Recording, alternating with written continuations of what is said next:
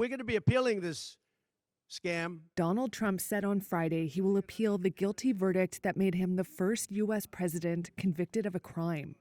That's after a jury found him guilty of all 34 criminal counts he faced for falsifying documents to cover up a hush money payment to porn star Stormy Daniels. So we're going to show them that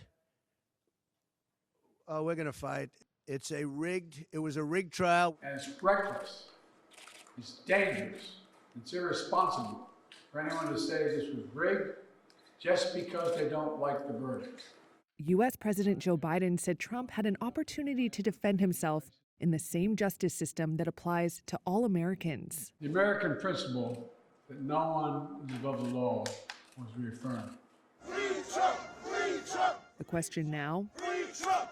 how will this affect the upcoming presidential election?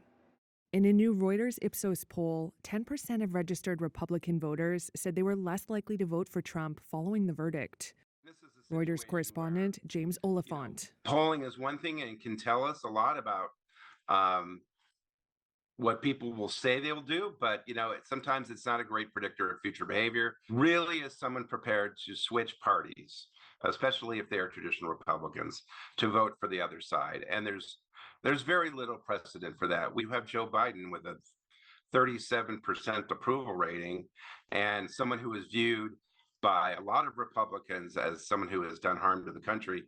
He is not exactly a traffic driver, if you know what I mean. Trump is guilty!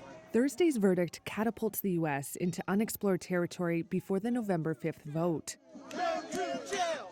Trump's campaign said it raised $35 million from small donors after the verdict, nearly double its previous daily record.